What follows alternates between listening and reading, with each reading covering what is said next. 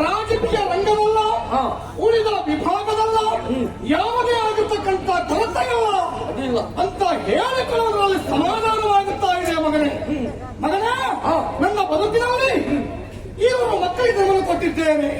ಶಿವಕೀರ್ತಿ ಶಿವರಂಜನಿ ಎನ್ನುವುದಾಗಿ ಕೇವಲ ಬದುಕಿನಲ್ಲಿ ಮಕ್ಕಳ ಪಡೆದ ಮಾತ್ರ ಸಾಕಾಗಲಿಕ್ಕಿಲ್ಲ. ಅವರ ಉಜ್ವಲವಾದಂತ ಭವಿಷ್ಯತ್ತು ರೂಪುಗೊಳ್ಳಬೇಕು, ಗುರಿ ಮುಟ್ಟಬೇಕು ಅನ್ನುವುದು ಅಪ್ಪನ ಮಹದಾಸೆ. ಹಾಗಾದ್ರೆ ರೂಪಗೊಳ್ಳಬೇಕು ಅಂತಿದ್ರೆ ಬೇಕಾದದ್ದೇನು? ಹಣ. ಹಣ ಅಲ್ವಾ? ಲೋಕದ ಮಾತಿಲ್ವಾ? ಹಣ ಅಂತ ಹೇಳಿದ್ರೆ ಸಾಕು, ಹೆಣವು ಅಲ್ವಾ? ಹಾಗಾದ್ರೆ ಮಾತು ಉಂಟಲ್ಲ, ಬೇರಿನಾದಮ್ಮಿ ಧನಂ ಧನಂ ಧನಂ ಅಲ್ವಾ?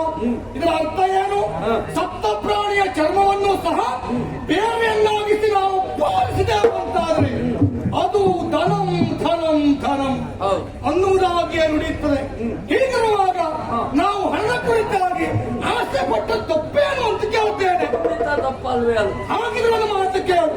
ಸ್ವರ್ಣಗಿರಿಯ ಅಧಿಕಾರಿ ಅವನನ್ನ ಭಾವ, ಅವನಪ್ಪ ಅಧಿರಾಜರಿದ್ದಾನೆ, ಶ್ರೀಮಂತರಾಗಿ ಮೆರೀತಾ ಇದ್ದಾನೆ, ಸಂಪತ್ತುಂಟು ಅವನ ನಾಟಲ್ಲಿ. ಹಾಗಾದ್ರೆ ಅವನಿಗೊಬ್ಬಳೇ ಒಬ್ಬಳ ಮಗಳು ದಾರಿಕೆ ಅಂತವಳನ್ನ ನೀನು ಒಲಿಸಿದೆ ಅಂತಾದ್ರೆ, ನನ್ನ ಮನೆಗೆ ಸಸಿಯಾಗಿ ಬಂದಳು ಅಂತಾದ್ರೆ ನಾವು ಸ್ವಲ್ಪ ಹಣ ಸಂಪಾದನೆ ಮಾಡಬಹುದು ಮಗನೇ. ಇದಕ್ಕೆ ನಿನ್ನ ಅಭಿಪ್ರಾಯ ಏನು ಮಗನೇ?